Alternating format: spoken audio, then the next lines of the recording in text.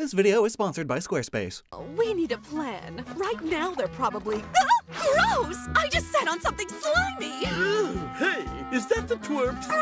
It is indeed. Goomy, Sliggoo, and Goodra are cool enough that they gave Ash one in the X and Y anime, and since then, Goodra has become quite the popular Pokémon, especially among certain groups of fans.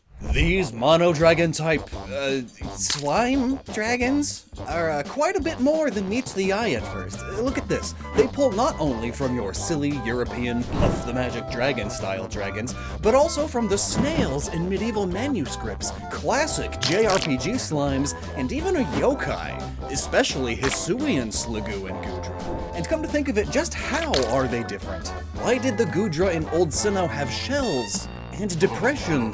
Well, let's talk about that in today's episode of Gnoggin. Which is brought to you by Squarespace. If you need a website to promote your business, socials, portfolio, or cause, and you don't know where to start, Squarespace is where you start. They've got best-in-class website templates, so you don't need to know anything about web design. Just swap text and images with your own, or one from their large library of stock pictures. Look at this, I threw this homepage together in literally 5 minutes. I timed myself. Pretty good, I suppose, but imagine what I could do with like 10 minutes. Oh, it's so quick and easy, and they give you a whole 14-day trial, so you can get deep into making your site, better than this one. So head to squarespace.com to get a free trial to build your site, and then head to squarespace.com/Lockstin and use the code Lockstin to get 10% off of your first purchase of a website or domain.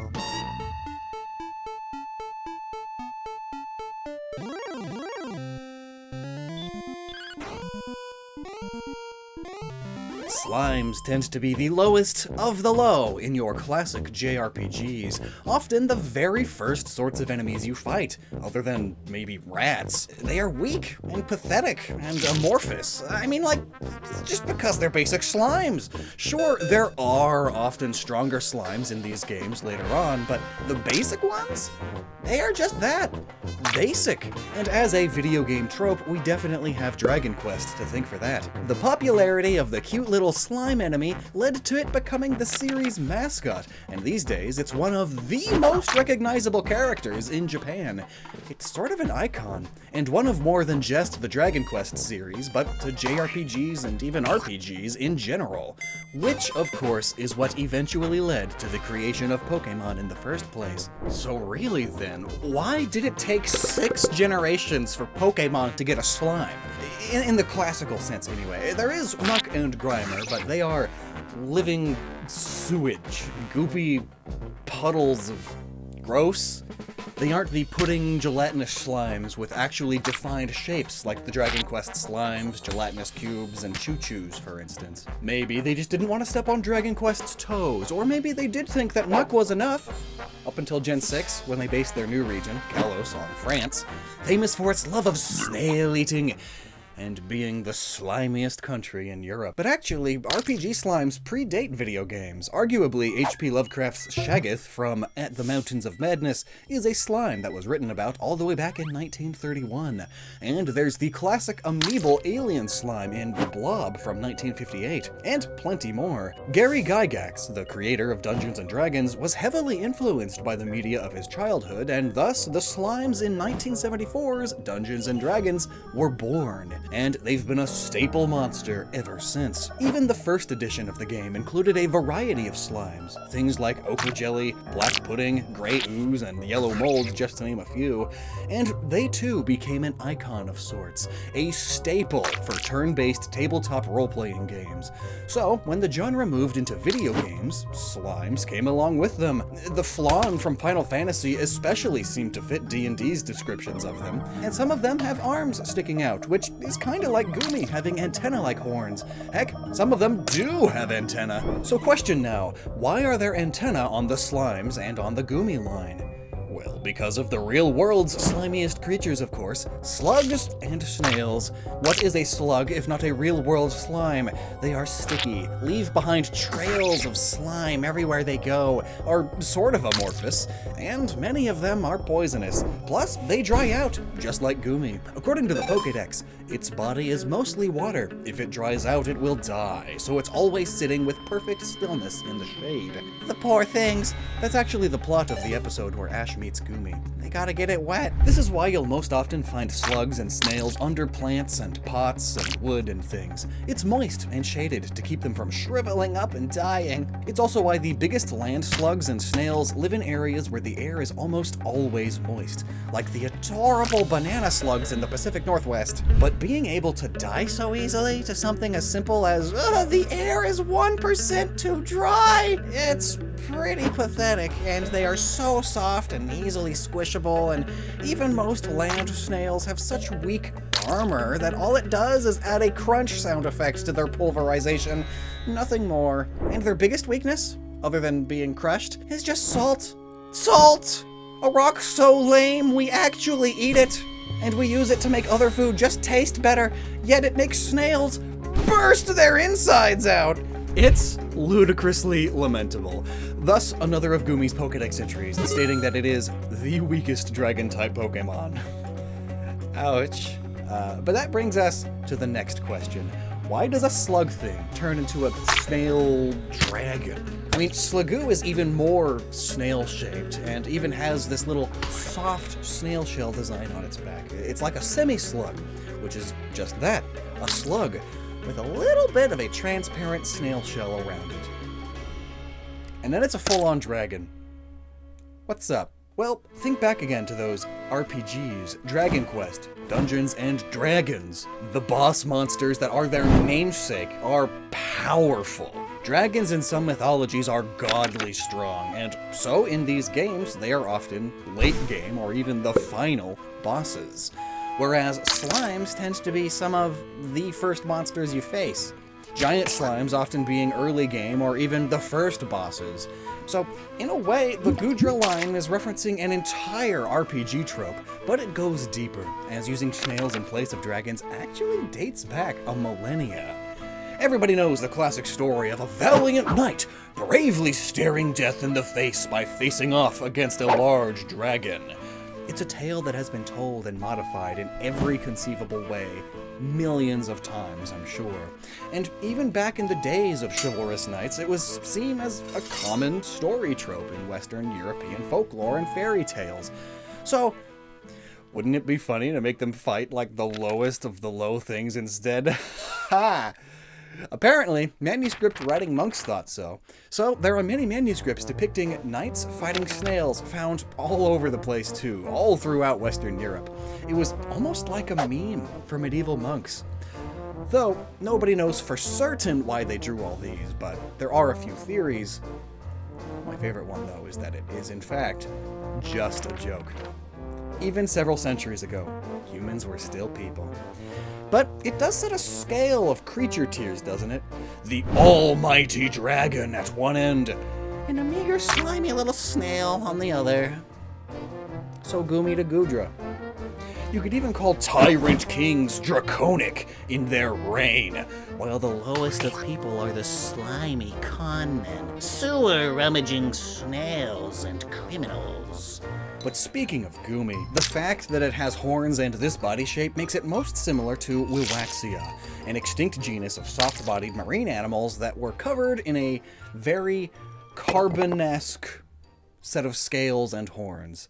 They lived during the early to mid-Cambrian and were extremely tiny, only growing to be like 2 inches in length. And at first, they had these scales, almost like dragon scales, and as they matured, they would start getting all these spiky protrusions, but wouldn't get all of them until adulthood, so Goomy is like an in-between of a baby and adolescent Wiwaxia. But Goomy and Sliggoo also seem to pull a bit from nudie branches, which are soft-bodied gastropod mollusks that live in the ocean and are extremely brightly colored and absolutely gorgeous.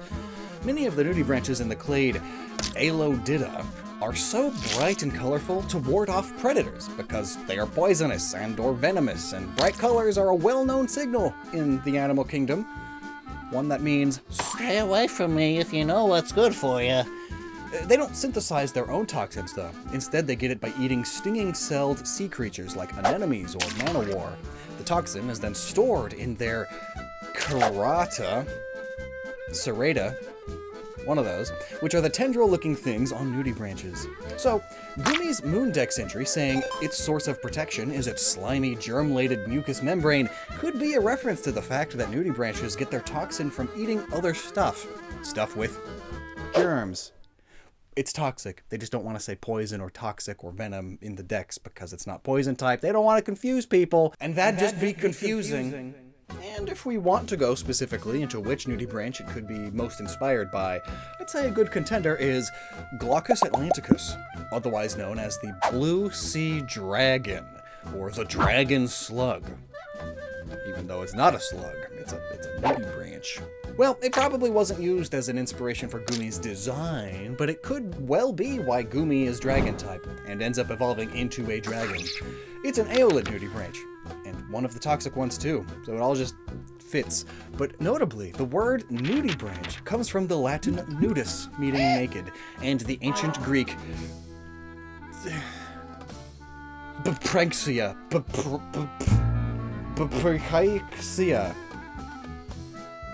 Bronxia, which means gills. But why are they notable for their nakedness?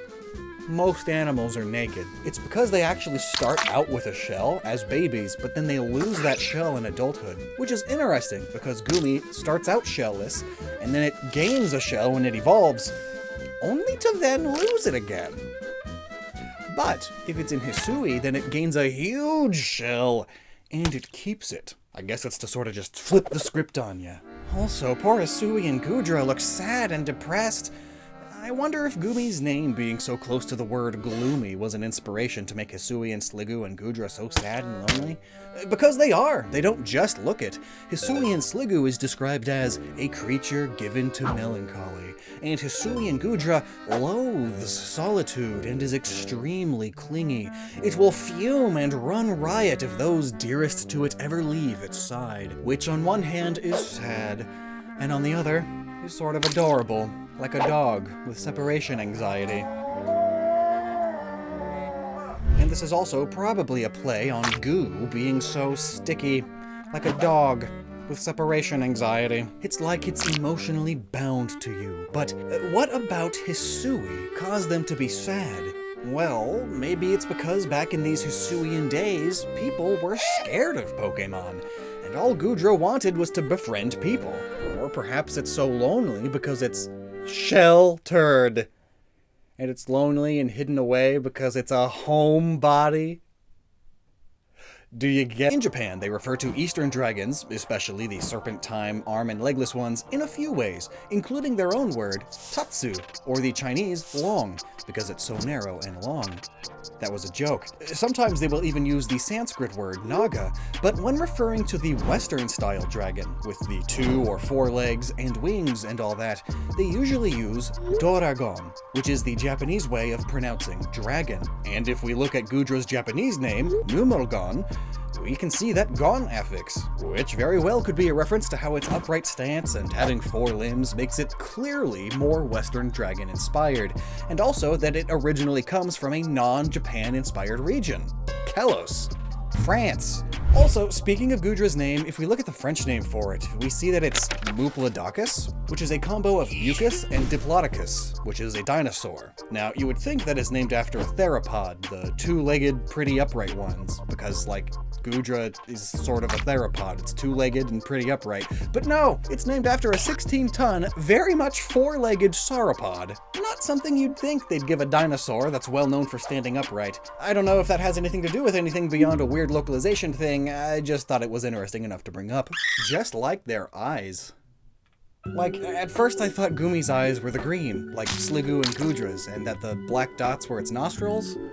But no, the black dots are its eyes, and the green is just decoration, like gross Pikachu cheeks. And actually, according to the Pokédex, Sliggoo's eyes dissolved, so it can't see anything, which might have something to do with them being just green voids now.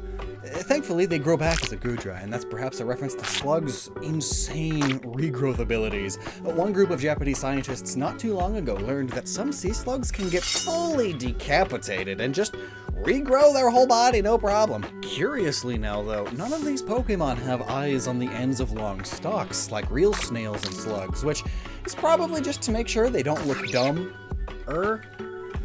But I do like that they still included these snail stalks just as antennae or horns. And actually, according to the Pokédex, Goodra's horns are retractable, the same way that real snails' eye stalks are retractable. It's a really fun design aspect of them. As is taking a French mythical creature into consideration. This is Lucarcole, a giant, viscous, slimy snail serpent with a big upright shell on its back. Honestly, it's just a more hardcore Sliggoo, for real. But now, what's with Hisuian Sliggoo? Why is its shell so much bigger now? And why is it sideways? And in Japan now? Well, because Hisuian Sliggoo, and to some extent Hisuian Goodra, is probably heavily inspired by a yokai, the Shusebora, meaning ascended or promoted trumpet shell, which is a turban or trumpet-shelled snail that lives 1,000 years in the mountains, 1,000 on the plains, and 1,000 at sea. And having now lived 3,000 years, it will ascend and turn into a dragon. It's called an ascended trumpet snail because of the Japanese concept of shuseo, which is an idea that some fish are called different things at different stages in their life. Kind of like how bugs are known as pupa or larva or what have you, depending on the stage they are in. But with shuseo, since fish don't really have that obvious metamorphosis beyond egg to fry to adult, how can that be? Well, it's more like they're called different things based on their size, and sometimes on what region of Japan they were fished from. One example is the amberjack. Depending on its size and the region, the fish has a number of different names. When it is under 15 centimeters, it is called wakashi. When it is over 15 centimeters, but under 40 centimeters, it is an inada. Around 60 centimeters, it becomes a warasa, and around 90 centimeters, it becomes a buri. Shuseo is also applied to other fish such as koi, tuna, and the sea bass, which in one stage of Shuseo is known as bora, which is probably where a part of the name Shusebora comes from. Especially when we consider that bora could also come from hora, short for horagi, which means giant triton, which is the snail that the Shusebora starts life out as. Remember, a lot of yokai start life as a normal animal or a normal everyday object, and then they get turned into a yokai as they get really, really old and or become possessed with supernatural energy. That makes sense. Now though, let's get into the actual yokai itself. Long ago, the ancient Japanese believed that giant triton snails were born high up in the mountains. And remember, Hisui, Sinnoh, Hokkaido, they're very mountainous regions. These snails live there, doing snail things for 1,000 or sometimes 3,000, depending on the source, years, and then turn into a yokai that goes and lives near the villages of the people. Then, after another 1,000 or so years, they burrow underground, and then burrow their way out to sea, where they live their life as a dragon in a shell. And of course, they get bigger as they're living those initial 1,000 years in the mountains. That way, they'll be proper dragon size by the time they reach the ocean. And as mentioned, Bora can also be Hora, and Hora is also a name for the kinds of caves left in mountains after mudslides. The people who explored those mountains looked at these caves and thought, a giant creature must have lived here, but where did it go? And then extrapolate from there. There are even stories in newspapers about this as recent as the Meiji period, aka the time period that Legends Arceus is most inspired by. But this leads us to the elephant question in the elephant room. Why snails in mountains? Well, since Japan used to be underneath the ocean in the ancient past, and earthquakes and mudslides are a common thing in Japan, you can find fossils and shells of snails all over the place in the mountains. So, most likely, people collected enough of these shells all the way up there that they just assumed that snails definitely lived up there, in the caves. The same exact caves that they thought some sort of big yokai came from. And the reason why they're named after the triton or trumpet snail is undoubtedly because most species of triton snail are huge. Just gargantuan. They're not that big, but they're very big for snails. Coronia tritonus is the biggest of them, and it can have a shell up to 20 inches.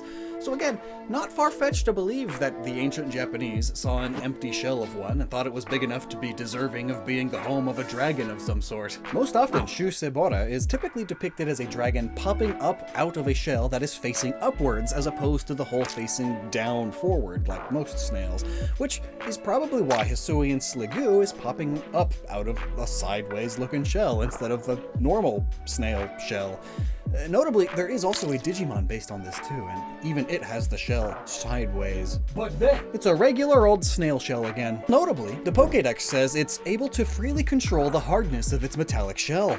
And it is steel type. This new shell and ability may be inspired by the scaly-foot gastropod then, a sea snail that has a lot of iron in its shell, the amount of which varies with time based on its recent diet, almost as if it were controlling its hardness in an oversimplified way. Plus those huge scales and the fact that it grows its own iron suit of armor and thrives in white-hot hydrothermal vents sounds pretty draconic to me. As for the very defined upright shell, that probably has to do with the Sapporo Maimai snail, a snail native to Hokkaido that has an incredibly well-defined snail shell. Look at how perfectly swirly that is. The swirl just pops right out at you. And interestingly, while most of the time their shells are upright, the way you typically imagine a snail, they do sometimes be on the side, hence Hisuian Sliggoo going from sideways to upright with a very defined swirl, and also hence their signature move, Shelter, where they just go into their shells for a defensive buff. Just like the Sapporo Maimai snail. And all snails, really. So all in all, the Goodra line has every reason to be both in Hisui and Kalos. Snails and dragons and the mythology involved pulls from both real-world locations, and OG Goodra is more of a slug slime, while Hisuian Goodra is more snail. Possibly also being a reference to slugs being found all across Europe, hence the European Goodra being so sluggy, whereas most slugs in Hokkaido are invasive species, though there are plenty of snails, hence Hisuian Goodra being more of a snail. Actually, some parts of Hokkaido have so many snails that the Ainu language radio station, FM Nibutani Broadcast, is nicknamed FM Pipausi, which means a place where there are many marsh snails. Snails are very important to the Ainu, who are those native to Hokkaido. Sorry to end with just another fun fact like that. It's just how I roll sometimes. Never stop using your noggin. Woo! Dang it, the TV, how long has it been like that?